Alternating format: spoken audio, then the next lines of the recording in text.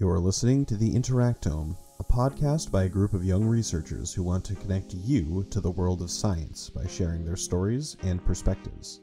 Just in case their bosses are listening, they want to remind you that the opinions expressed here are their own. They also want to remind you not to take anything they say as medical or professional advice, as they are not doctors. Not yet, anyway. Stay tuned about that. And, without further ado, welcome to the Interactome.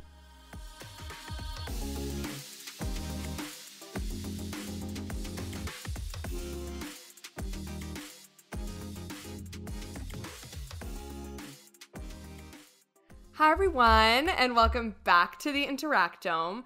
This is Natalie coming straight to your listening ears. We are here with another episode, another guest. Super excited to kick it off, pass it along to the other folks I have with me on this episode. But first, I will say, I'm looking at my lovely friends on Zoom, and Joe asked me what, thought I was wearing a robe, and no, I'm wearing a t-shirt. And this is a t-shirt I thrifted, and it has 2 cells on it, and it says, biology. The only science where multiplication and division are the same thing.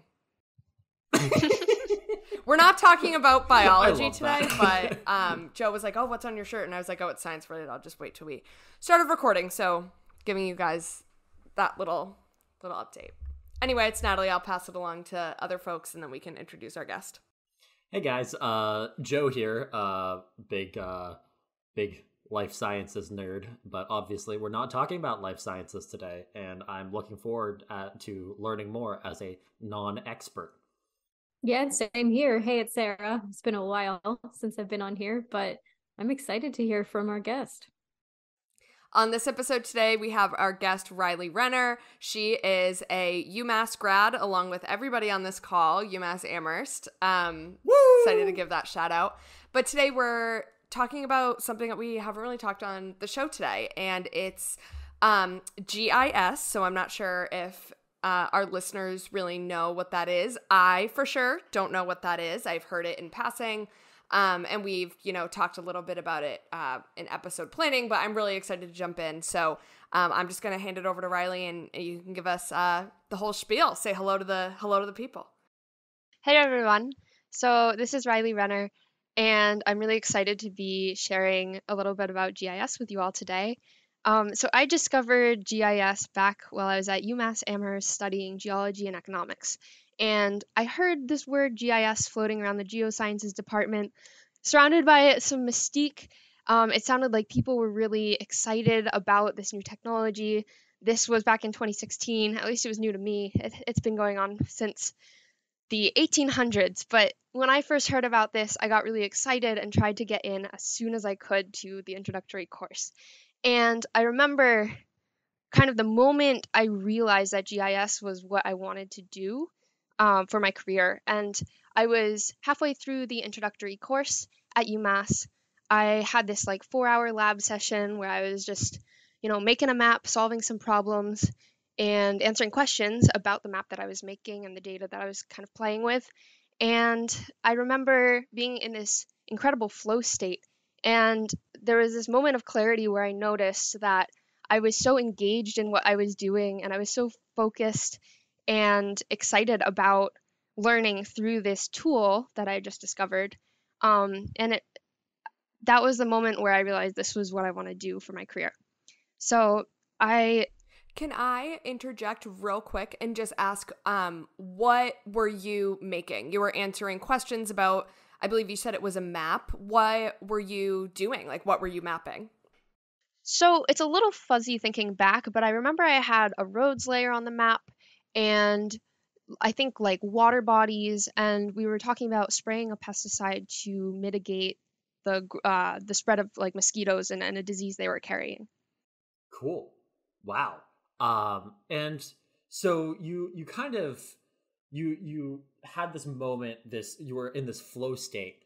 How did things kind of develop from there? Yeah, so once I realized that I wanted to do GIS, that was really feeding me, I applied for some GIS internships, and I ended up working at the UMass physical plant, mapping campus assets. So things like lampposts, benches, just to create an inventory of everything that our campus owned so that we could better maintain and replace things as needed. Oh, very cool. So, as we've kind of been talking about this, right, we've called it GIS. I think the burning question is, what does that stand for? And when I kind of went into, this episode, we knew we were going to talk to you. From my understanding, it was Geographic Information Systems, but I believe that doesn't kind of cover all of it. So maybe give us a little bit about just what GIS stands for and what it kind of encompasses. Sure. So the simplest way I like to describe it is map data.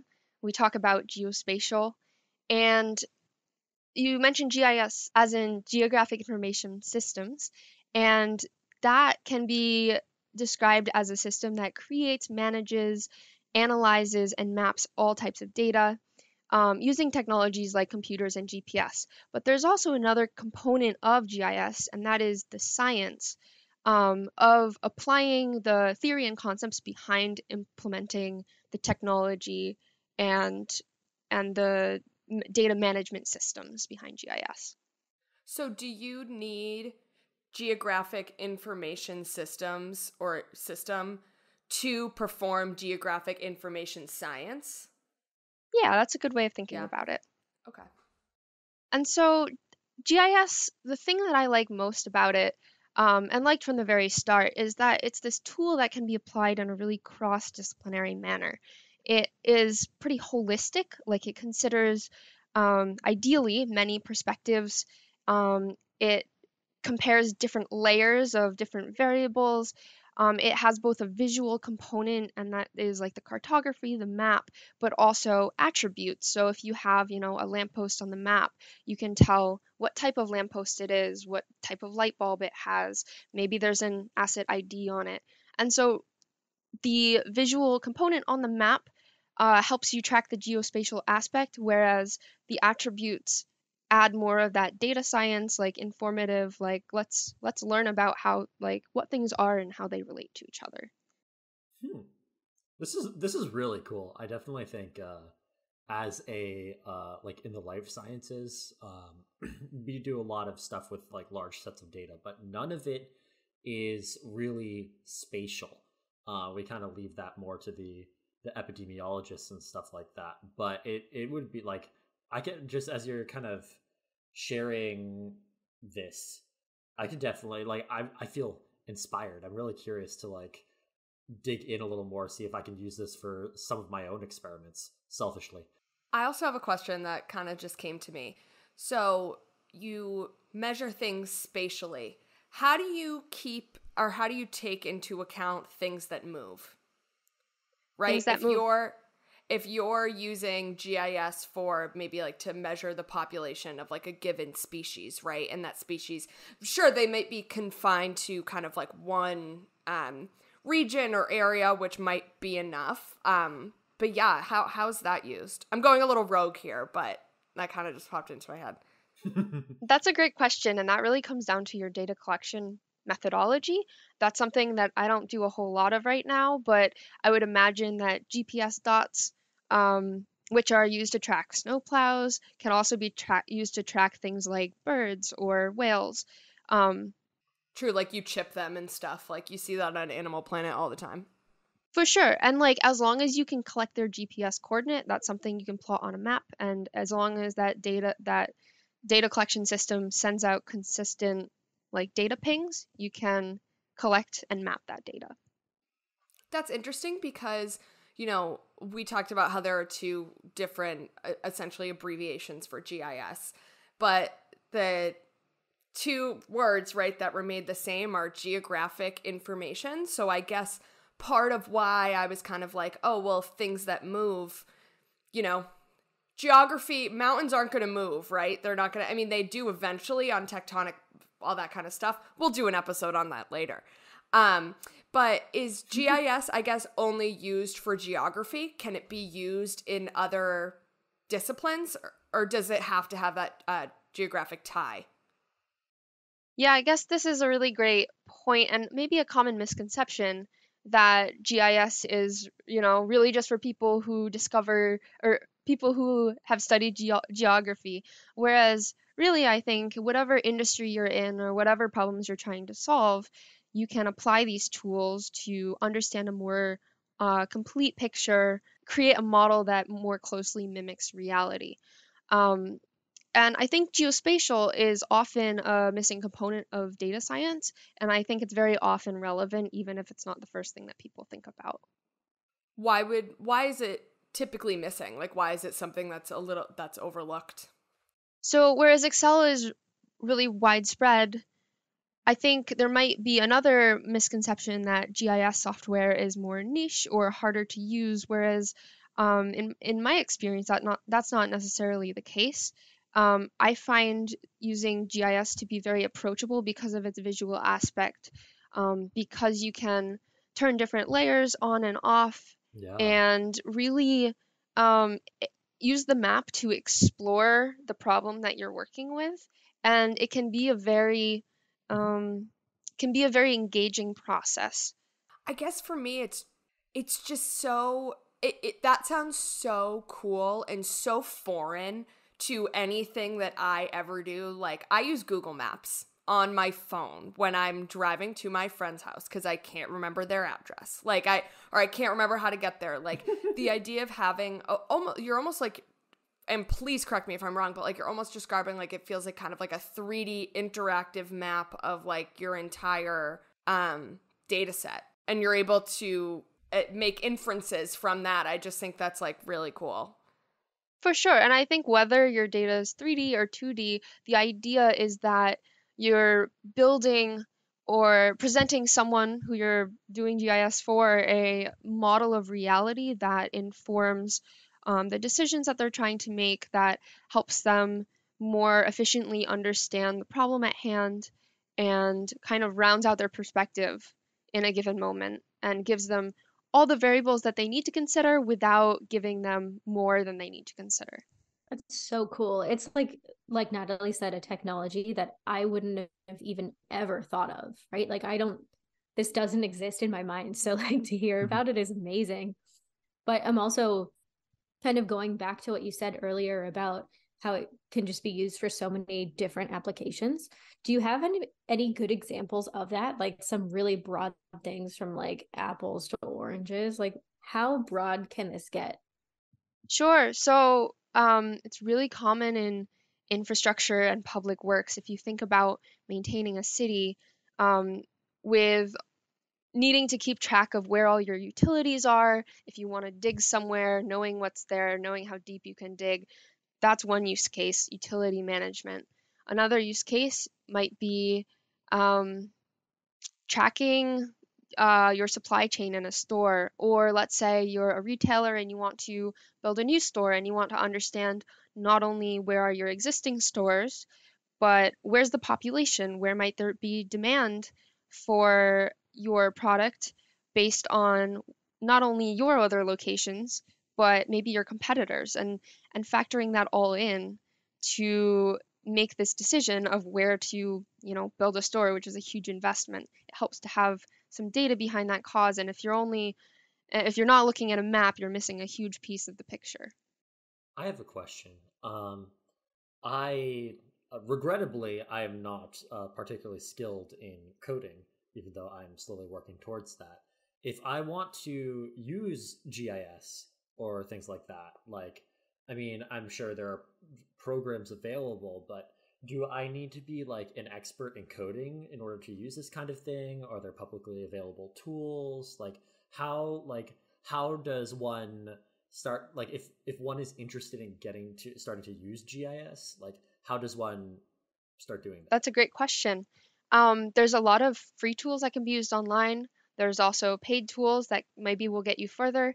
Um, but it depends what problem you're trying to solve. For most things, you will be able to find many low or no code options. Most of it is just learning how to use different sort of, we call them geoprocessing tools, that run different sorts of analyses on data, or using tools to change the cartography, like changing the color or the shape of the symbols that you're looking at, maybe adding labels to the roads or something.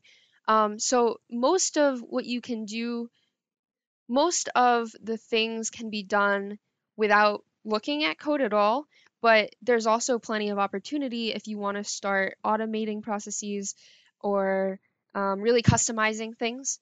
You can use things like Python to further the capabilities of the software you're using. As if Joe needs another project right now.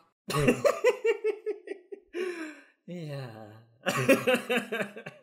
Kind of related to that. Like, is this something that's like if I have a question, like, I mean, like if I have a hypothesis, like, would you say that this is, like, I'm kind of struggling to conceptualize, like, is this something that can be used for like hypothesis generation, or is it more for like investigating hypotheses? Like, how would you frame that? Like, it seems like it's kind of both. I don't know if you'd agree with that or not. For sure. I think, having a hypothesis, having some idea about the problem that you're trying to solve, or having some direction going in, can really help you in formulating the factors you'll need to consider, the data layers you'll want to put on that map, and understand relations between. However, it can also be an exploratory thing. You might have a sense of the variables involved in a problem, but have no idea what the outcome is going to be. And the great thing about GIS is in both of those scenarios, GIS will be able to point you in either the direction of an answer, or maybe more of an answer than you started with to begin with. Cool. Shameless plug here. If you want to learn a little more about hypothesis generating, check out episode 17, What the Heck is Mass Spec, to learn a bit more about hypothesis free work. But yeah, anyways, back to our regularly scheduled program. I guess kind of related to that, like, what would you say you're doing right now? Like, hypothesis generating versus investigating, like, or would you say you're doing things kind of like that? How, like, I'm just curious to learn more about like the work that you're doing right now. Sure. So I currently work for a company called Esri, who makes geospatial software. And my role is working with customers to either do projects for them based on the business problems that they're trying to solve, or guide them through doing those projects on their own. Sometimes teaching them how to use the technology and think about GIS along the way. In terms of hypotheses, I think a lot of customers are coming to us looking for maybe data visuals, or maintaining data. We're not always actively testing a hypothesis. Sometimes it's more about preparing them to have the data and the visualizations and the apps they will need to eventually solve a problem. Like, I think a lot of the work we do is inspired by wanting to solve certain problems, but it might not be necessarily a thing that happens on the same day that we create the app. Like, we're creating the app and giving that to them to use over time to solve problems over and over again. We're really empowering them to have that capability in an ongoing way. So one big thing that we talk about on the Interactome a lot is that, like, science doesn't happen in a vacuum, right? You're not going to have one like, a biologist isn't going to make a groundbreaking discovery just doing biology on their own. Like, I feel like we've progressed so much as a society. We need to put disciplines together. And from what it sounds like data science, computer science, I imagine math. Sounds like there's math involved in this. My biggest fear.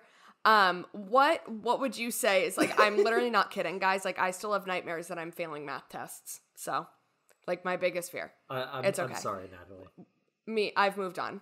But clearly not. Anyway, what disciplines would you say are, like, involved in this? The ones I named, or are there any additional ones that I'm kind of overlooking? I would say it's hard to think of cases where GIS couldn't apply. I think if you look back to the origins of GIS, it was London in 1854. Cholera had just broken out, and this was like a really common illness at the time. Thousands of people had died in like the prior decade. And there was this doctor named John Snow who thought that cholera might spread by people drinking contaminated water. And he didn't have a lot of luck in convincing other people of this, even though, looking back, it's pretty obvious that their sewage handling wasn't great at the time and it was mixing with drinking water. But anyways, John Snow, he was a doctor, and he started mapping the outbreak of cholera by putting roads and property boundaries and the water lines and water pumps on a map. And he started seeing a pattern. And here he was hypothesis testing because he already had this idea that maybe it was the water pipes or the water pumps that were the source of the outbreaks. And what he found was a correlation of people who frequented the water pumps. Sick people were also going there, and he saw a high correlation. And he is now credited with not only founding epidemiology, which is the spread of disease, which I'm sure you all know, but also founding GIS. And I think that's a great example of how GIS is a field that people come to from all different backgrounds. So not only is it a tool that you can use in many directions, but people come to it from many different career paths. That's so cool. Oh yeah. Wow. I also, if I remember correctly, regarding that story, because like in medical school, like we talked about that a little bit too, more from the epidemiology side. But I think maybe I'm misremembering this. Maybe we'll have to fact check this afterwards. But I heard tell in the legend of Jon Snow, not the Game of Thrones Jon Snow, the real life Jon Snow. I almost said the exact same thing. Yeah, the Jon Snow who knows something rather than nothing. He I think didn't he remove the handles from the water pump or something, and then the cholera outbreak rate kind of decreased or something. I'm curious about that. We'll have to go and take a look at it. I may be wrong, but yeah, that's something I'm really curious about. But that's so cool. So you're saying that all, any discipline, or it seems like really any discipline can use GIS for its own gain, insight purposes. What, if you want to, like you said, come to GIS to get answers, what do you need? You can't kind of just show up to GIS and be like, I want this thing. I'm sure you have to feed something into the system. So what does that look like? For sure. So to me, the quality of GIS, whatever you're creating, whatever map or mapping application or answer is going to be your ultimate goal. What matters the most is the quality of your inputs. So those inputs might include things like data layers, like data you've collected. How accurate is that data? Do you understand the shortcomings of that data set? Along with what kind of questions are you asking? What are you not considering? Is there anything missing in your mental model of the problem, in your guiding questions that are going to lead you to add certain data or perform certain analyses and not other ones? How do you make those decisions along the way? And I think ultimately the quality of your result is based on the quality of those inputs. And there's something we like to talk about, which is called lying with maps, and that's the concept that with any sort of data science, you can set up the rules such that you get whatever your desired outcome is. And that's something that I personally like to avoid in my work. And I want to make sure that there's as few gaps as possible. There's this quote that I heard a lot back in undergrad, and that is, all models are wrong, but some are useful. And that's attributed to statistician George Box. But I really like that quote because it reminds me that we're always trying to get as close as we can to representing reality, but there's always going to be some gaps. And the better we can get about identifying, our unknowns, the better our model is going to reflect the problem that we're trying to solve and give us a good result. Forgive me if this is like nowhere kind of near your level of expertise or like your area that you work in, but like you're talking about obtaining data and then using that data in order to run the analysis. So is there like a specific research team that goes out and gets that data and like would peruse a database or literature? Like, where are you actually finding that data? Or is that kind of a totally separate thing? That's a really good question. That is kind of the ultimate question for anyone doing GIS is, where's your data coming from? Who collected it? Do you trust them?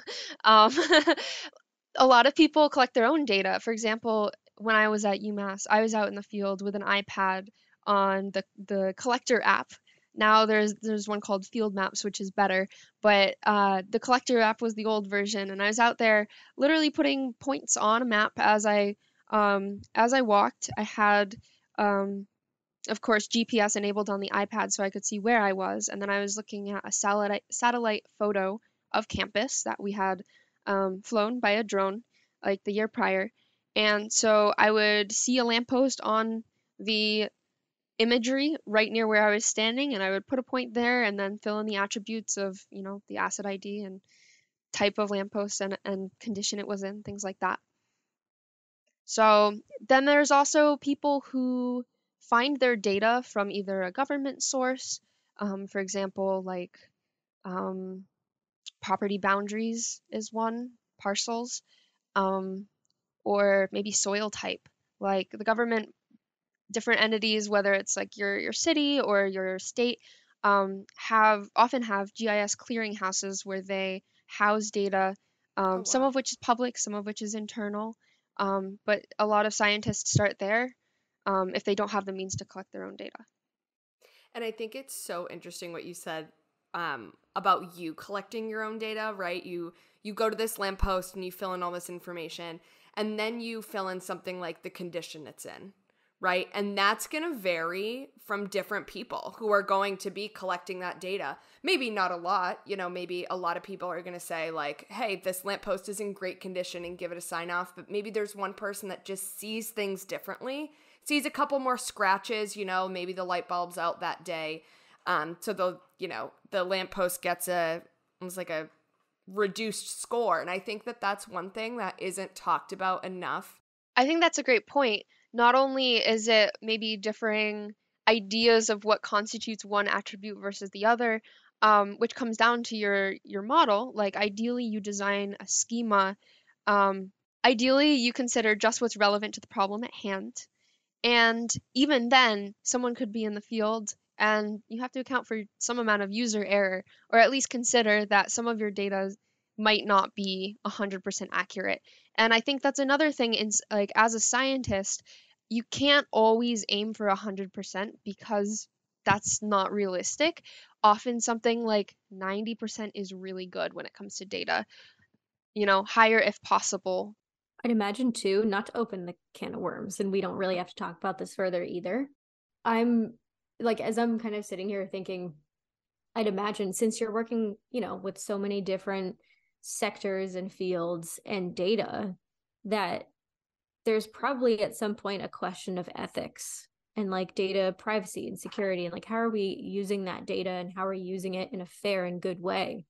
I don't know if you're able to speak on that at all, or if that's more of like a legal thing in the world of GIS, but I just find it interesting. And that's something I think about a lot too. This is going to be a huge part of probably all of our lives. Like as we move forward into all of our careers, data is going to become huge and, a valuable source of information, but also something that's, that needs to be protected. So curious to hear your thoughts on that. Absolutely. And that's one thing that we do our best to advise customers on at the end of the day. It's their decision about what data they put where, but we do have recommendations on how to handle things like PII, which is personal identifiable information, which is any representation of information that allows the identity of an individual to be like reasonably inferred. And that's an incredibly broad definition. So things like name, phone number, with COVID, things like contact tracing, that's a lot of health information too. And so it's really important that the way people are storing their data is watertight, that not more people have access to that data than need to for their job, and that those people are trusted to work ethically. That is definitely a big question right now with how much data is floating around about each of us in the world. I think about that a lot, just about how much of like my data is just like out there, and people, who are savvy like that can just go and like look at it, like can just find it, I don't know. I'm getting existential, but I think, like you said, we're there's so much data being created every day, and it's like we, just need to be responsible with it. I'm going to say something pretty existential that may actually be incorrect, but it seems like anything can be data if you try hard enough, or to make it data. I'm trying to think of something absurd, like, I don't know, the number of times I've played my kazoo today, plot that against the quantity of cheese I consumed over the week and see if there's a relationship. You can see that that you can whether the relationship is accurate or not is whether there's actually a legitimate causal relationship between those two variables is certainly a completely different matter. But it seems like you can find some way to, at least in theory, quantify a large number of aspects of our reality. And I mean, whether the way in which you quantify it is accurate or not. For example, if we're quantifying people's hair color, some people would look at my hair and say, oh, that is black. Other people would look at it and say it's brown. So there certainly is some kind of subjectivity in certain kinds of data generation, but or data kind of collection in some cases. But it seems like, at least to an extent, anything can be data if we frame it in the right way, which is wild to me. Yeah, that's my existential point for the night. Yeah. We are surrounded by information, and I think it really comes down to, what's relevant to the question that you have, because there's so much data, it can be hard to filter through what's going to, lead you to your answer. And, like you said, you can guide it to kind of see one answer, right? And, it's really important to be objective and not do that. So, but you live and breathe this stuff every day. It seems you found GIS, you're extremely passionate about it. And like Joe said, it's like you can quantify almost anything into a measurable data metric. What are some ways that you've used maybe GIS skills or GIS tools in your everyday life? So one example I'm thinking about is I really like cheese. I like cheese so much that last year for my birthday, I hosted a party whereby I invited all my friends over for a cheese potluck party. So I had them all bring me cheese on my birthday. It was lovely. And that's genius. However, not cheesy at all. However, I am also a nerd, and so part of this cheese potluck party was designing an app designing an app where each of the people who brought cheese could first enter their cheese. So they could enter where they got the cheese, what type of cheese it was, where in the world that cheese was created. I don't know if created's the right word for cheese, where the cheese was made, and some other attributes about the cheese, right?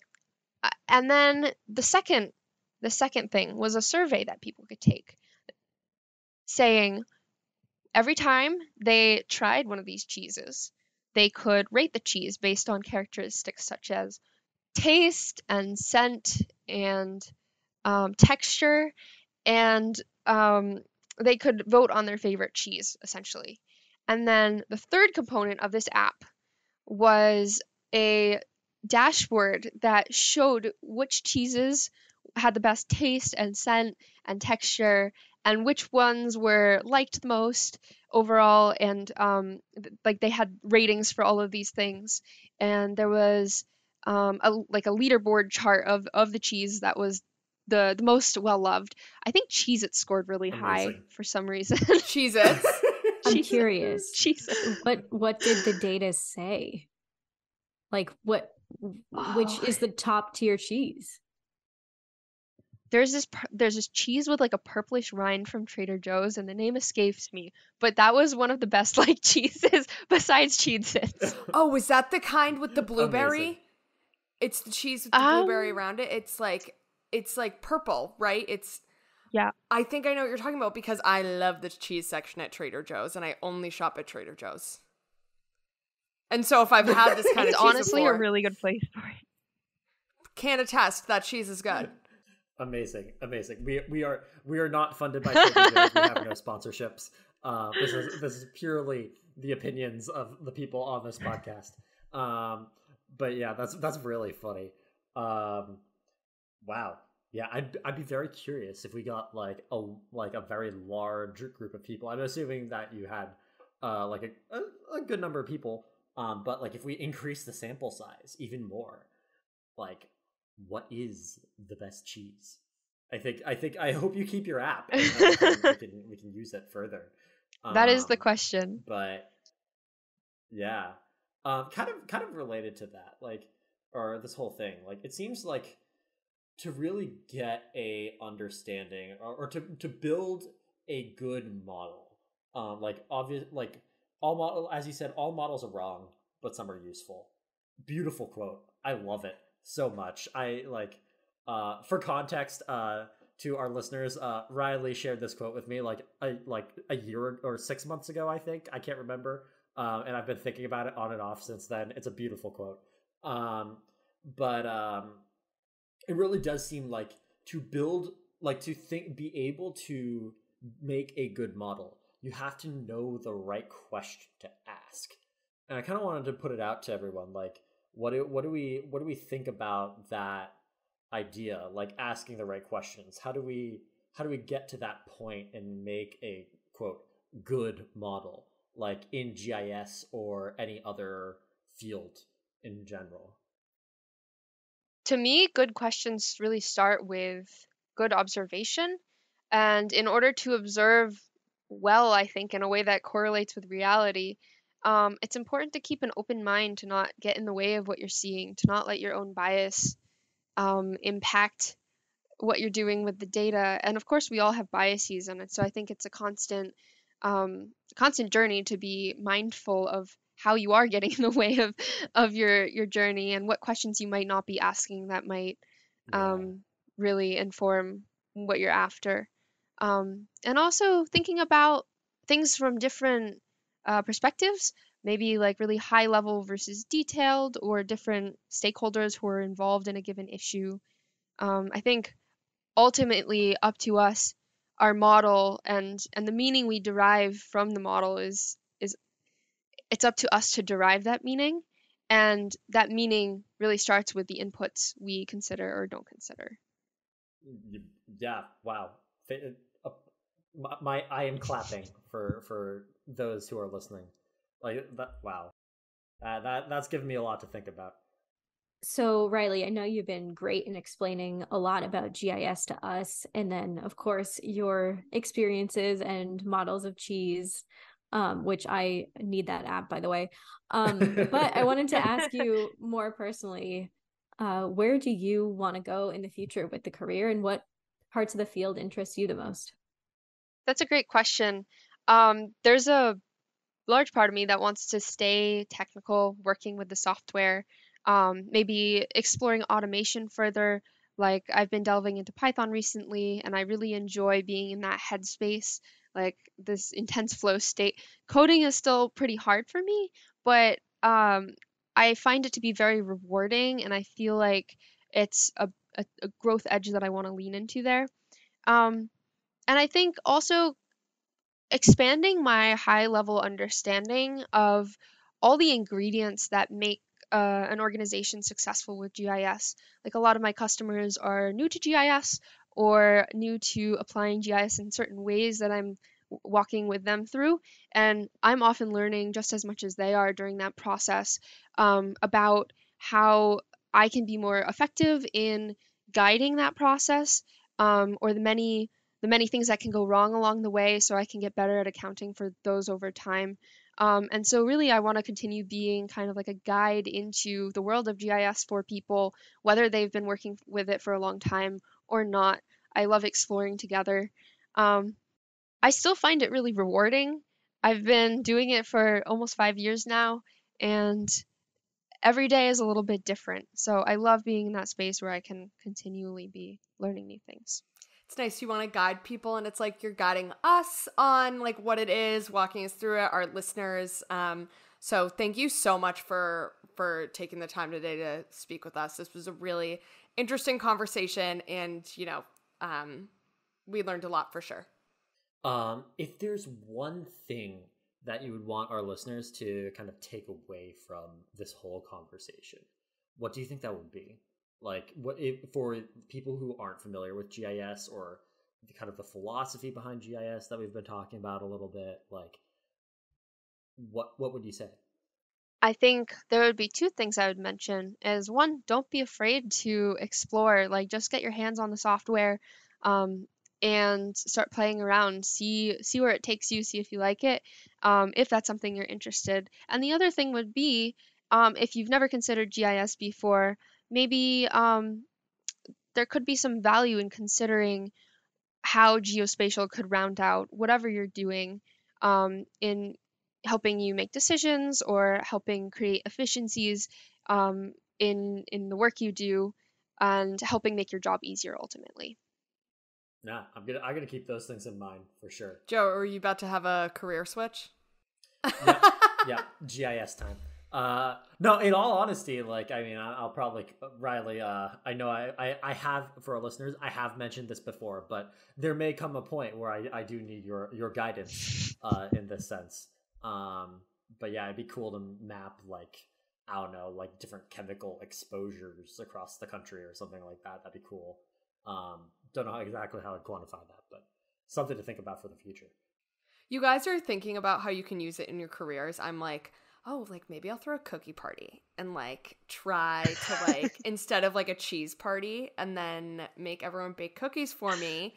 And I can't build an app. So Rylee, I'd need your help building the app, but then you'd get an invite to the cookie party. It'd be a whole thing. Natalie, you got to invite me too. I guess. I will say the blueberry white chocolate chip cookie recipe that I found is one of the best cookie recipes I've ever had in my life. So you might not even need the GIS data to determine which cookies are the best one. Hey, send me the recipe. All data is objective, right? So I'll make that decision for myself. This is not subjective at all. No. Subject, not objective. I'm teasing you, Natalie. I honestly didn't know which word it was going to be. No worries. For context, everyone, we're recording this late at night. We're all tired, and that's why we've devolved into. And now I'm hungry, so thank you. Yeah. I need food after this. But like, wow, Rylee, thank you so much for coming on. This has been really fun and definitely a lot to think about and potentially use in the future. I'm sure our listeners have probably learned a lot from you about this really underappreciated field. And yeah, and maybe we'll have you. We'd love to have you back in the future. Absolutely. And, thanks for joining us. Thanks for having me on. Yeah. Great. And before we're all done, I'm just going to plug the Interactome social for our listeners. We do this at the end of every episode. So on Instagram, we're Interactome_media. And then on Twitter, we are @the Interactome. We'll see you there. Catch you next time. See you next time.